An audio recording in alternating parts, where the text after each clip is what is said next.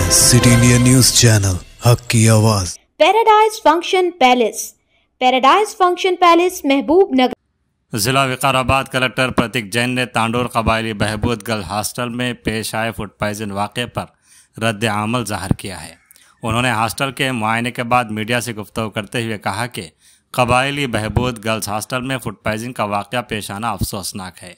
हम तलबा को बेहतर इलाज फराहम कर रहे हैं।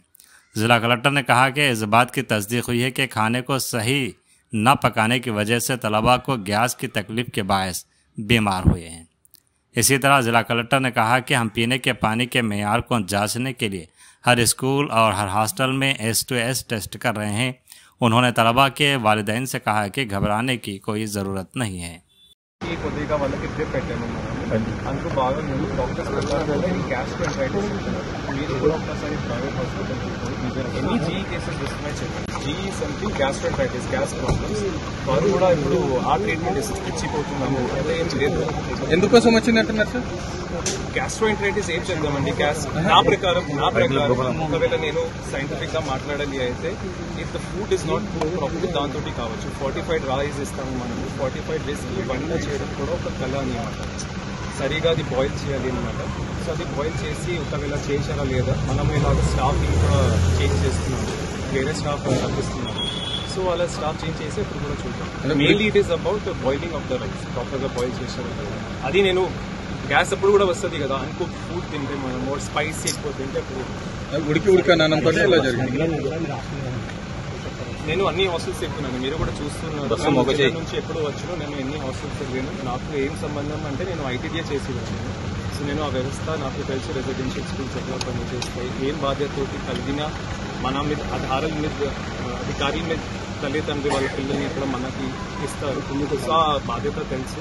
గవర్నమెంట్ నుంచి కూడా క్లియర్గా ఇన్స్ట్రక్షన్స్ ఉన్నప్పటికీ అన్ని పాటిస్తున్నాము చేస్తాం.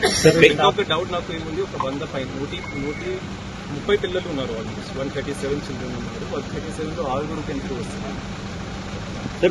ఫస్ట్ థింగ్ ఫుడ్ పాయిజనింగ్ అందరూ రాస్తున్నారు. కొంత మీడియాలు 15 రాశారు, 30 రాశారు. నేను అది ఆపలేను, నా పరిధి కాదు అది.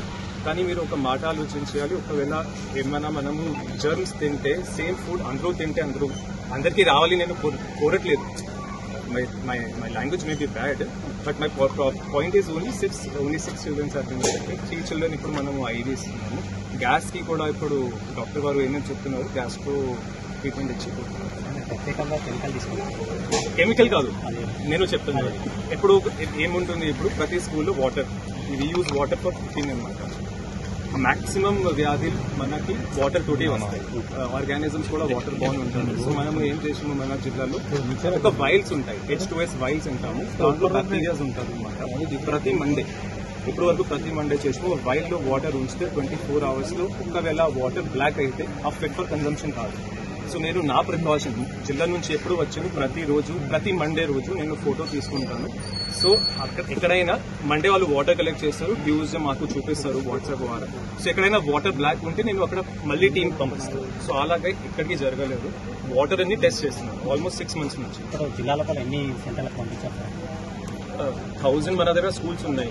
అంటే జిల్లా పరిషత్, MPUPS, MPPS 1076 ఉన్నాయి ప్రిసైజ్ గా. ఒక 100 దాకా మన దగ్గర రెసిడెన్షియల్ స్కూల్స్ ఉన్నాయి, హాస్టల్స్ ఉన్నాయి. SC, ST, BC మైనారిటీ అన్ని చోట్ల మనం చేస్తున్నాం. నా దగ్గర 10,000 వైల్స్ ఇంకా ఆర్డర్ కూడా చేసి పెట్టి ఉన్నాను. 1 lakh rupees పెట్టి 10 rupees కి ఒక బాటిల్ వస్తుంది. పేరెంట్స్ స్టాఫ్ కి చెప్పుకోవచ్చు. ఒకవేళ వారు వంట సరిగా చేయలేదు అది చెప్పుకోవచ్చు ఇప్పుడు ఉన్న అబ్జర్వేషన్స్ బట్టి. కానీ దాన్ని బట్టి మనం యాక్షన్ తీసుకుంటాం. వాళ్ళకి ట్రైనింగ్ చేద్దామా మళ్ళీ వాళ్ళకి ఏం చేద్దాం అది మనం స్టాఫ్. పేరెంట్స్ పేరెంట్స్ ఎలాంటి సజెషన్ చేస్తారు? పేరెంట్స్ నాకు కోరేది ఒకటి, మీరు మీ పిల్లల్ని మా మీద వదిలేసి ఉండడం. మా మీద అంటే మా సిస్టమ్ మీద కావచ్చు, ప్రభుత్వం కావచ్చు, మనము బాధ్యత కలిగిన ఆఫీసర్స్ అందరూ ఉన్నాము. సార్ కూడా హైదరాబాద్ నుంచి వచ్చారు. వారు కూడా ట్రైబల్ డెవలప్మెంట్ యొక్క ప్రముఖ సచివ్ అనమాట. సో మనము అన్ని చర్యలు తీసుకున్నాము. తల్లిదండ్రికి కోరేది ఒకటి, డోంట్ బిలీవ్ వాళ్ళు మీ పిల్లలు మా పిల్లలు లాగా సమానం.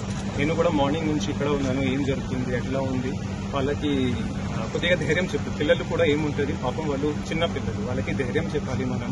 కానీ దాట్స్ వై నేను ఎవరికి అలౌ కూడా చేయట్లేదు.